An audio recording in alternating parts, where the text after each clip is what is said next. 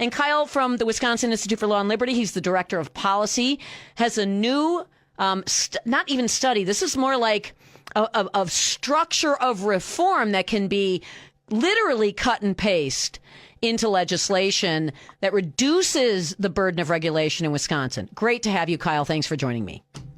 Yeah, thanks for having me on, Vicki. Appreciate it. So we're the dorks that think this stuff's interesting, but I was somebody else who also thinks regulation's really interesting, Scott Manley from Wisconsin Manufacturers and Commerce, who actually shared this multiple times on my program. It's over $20,000.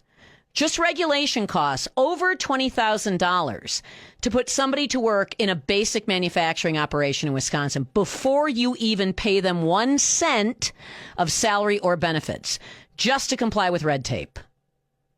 Yeah, you see it in other areas of the economy too. You know, think about all the regulations that go into building a house. I think it's something like almost a third of the cost of building a home is due to regulations at the state, local, and federal level. So, this package that was introduced yesterday, Republican lawmakers introduced a package of 4 bills. We introduced a study to kind of go along with it that shows that if we kind of start tackling this regulatory issue in the state, the economy in Wisconsin can really, grow. We're kind of stuck in this mode right now where we're in a slow growth state at this point, honestly, and we need to kind of take drastic steps to unleash the potential of the state, and this package of bills is a good place to start. Well, I hope, listen, even the Democrats are signing on to the idea of deregulation.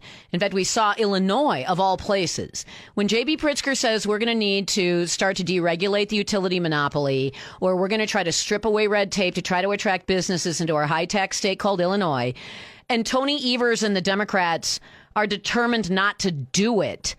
That's a sign. It's a tell. I mean, you've even got Tim Walz talking about it in Minnesota. So we're talking about maybe unleashing an extra couple of points of economic growth a year in accumulation that becomes massive. And that's a big boost to the state budget. Yeah, absolutely. Our study that we put out yesterday shows that if we cut our regulatory burden in the state by just 10% in the next 3 years, our GDP would grow by $6.6 billion by 2037. If you do something more drastic, like Idaho, for example, has cut their regulatory code by 50% in just a few years. If you did something like that by cutting, 40% from our code in Wisconsin, we'd add up to $68 billion to our GDP. That's like real numbers. It's real money for the state budget. That's real, new jobs in the state. And we really need to tackle this. And that's why I'm excited that these bills came forward. What we've had in place before, you think about like the REINS Act, those are really tackling newly proposed regulations. But the problem we have in Wisconsin is we have all these regulations that have accumulated over the decades to the point now where we're the 13th most regulated state in the country and second most in the upper Midwest. So the bills that came out really address tackling, looking back at all of our current regulations we have on the books and figuring out, do we still need these in place, and having this structural reforms to help roll them back. Yeah, here's a problem that we're going to run into. We'll get to some of the specifics here in a second. I want some examples of just insanity that gets in the way of business. How about, if you challenge an administrative rule and you win, every single time you do that, you're on the hook for litigation costs. Well, we'll get all to some of that stuff coming up. We have a court case that is challenging the legislature's authority to set the rules in the first place, Kyle.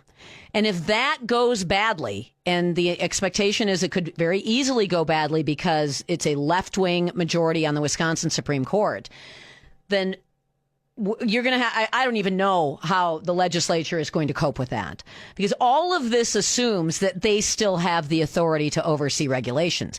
And what this case says is, no, the administrative agency should be able to write rules, which are laws, on any, and anything they feel like. Sometimes they can even do it without even telling anybody, calling it guidance. And that's going to stand as the rule of law, regardless of what the legislature says. So, I don't know how these bills would intersect with a bad ruling on that case, but, maybe you've got some insights. Yeah, that's a good question. That case could be one of the most impactful cases that we've seen in the state in a very long time. At the end of the day, most of the things that impact your day-to-day from the government actually come via administrative rules. And what the legislature over time has done, this is something I think we need to revisit, is they've delegated a lot of their lawmaking authority away to executive branch agencies. What they've traded and what this case is challenging is oversight of that kind of pseudo lawmaking authority that agencies have. This case could take that away, and yes, these bills could be impacted by that. But at this point, we're moving forward. Well, one would address with it. These ideas. One would address it. Okay. And one that would address that directly is an automatic sunset for regulations. If you need an automatic sunset. If you've got something like that going on, then you need that's a fighting chance to expose insanity. It doesn't mean that if we lose this case that, the administrative agencies don't just keep resubmitting the exact same rule, but over time, an automatic sunset should help a little bit. But these are some of the ideas that have been introduced.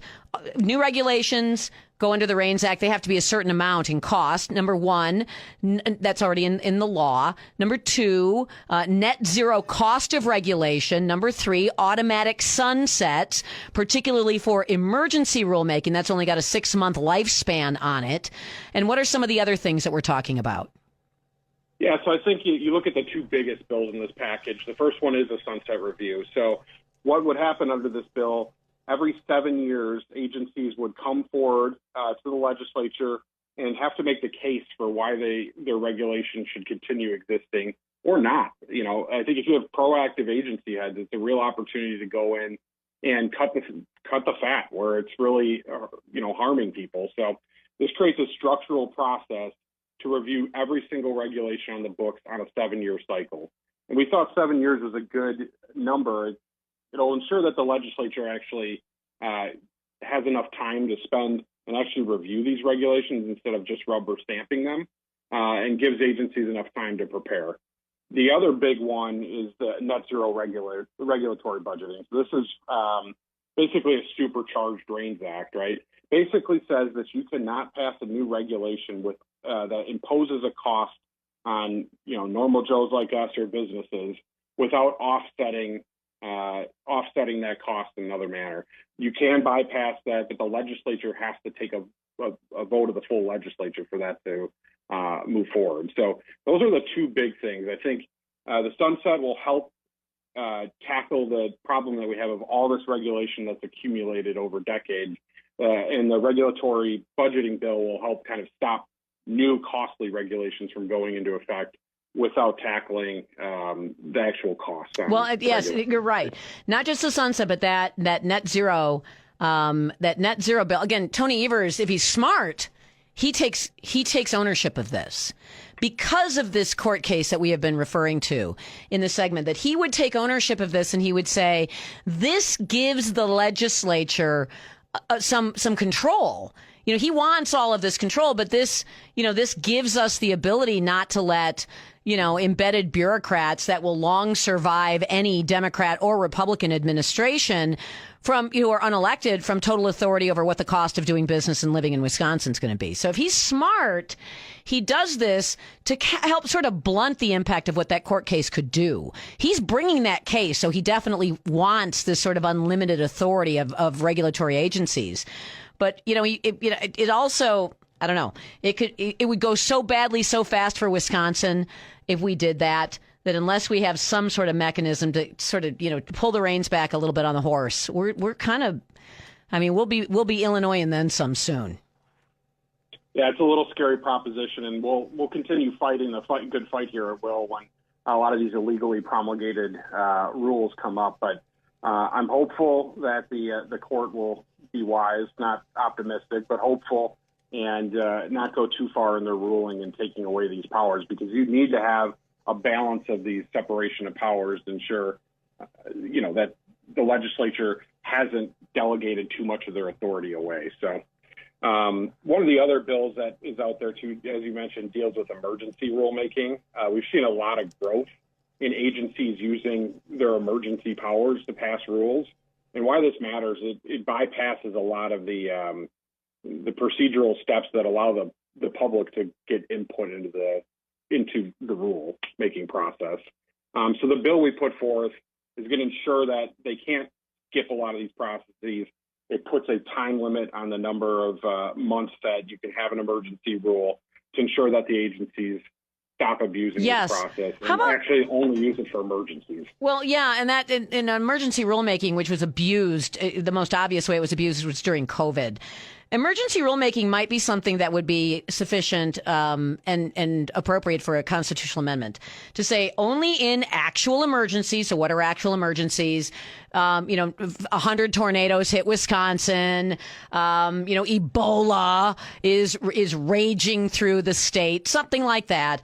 Only in actual emergencies, specifically defined 6-month time limit. And beyond that, it has to go for legislative approval. I think that's something you could actually fit into a constitutional amendment that people would support. Yeah, and I think it makes sense. You're right. You hit it spot on for what these are reserved for. If you think like a tornado hits and you need to have overweight trucks driving down a specific highway to haul away all the debris and everything. That's what it's supposed to be meant for. Not just to bypass all the public comment period and get these rules into effect quicker. The processes are there to make this process go slow, so the public has the opportunity to weigh in at every step of the process. And unfortunately, that's not what's happening right now. Agencies have been overusing their emergency powers. This is a red tape review. You're calling it red tape reset. This is not sexy stuff, right? It's not sexy, but good. It's like a cashmere turtleneck, right? Not sexy, but good. So these things need to be done because these are the cost drivers that people never see. They're hidden, and then we all wake up one day and wonder why it's so expensive to live here. Kyle Keenan, thanks so much for joining me on the program. Director of Policy for the Wisconsin Institute for Law and Liberty. I appreciate it.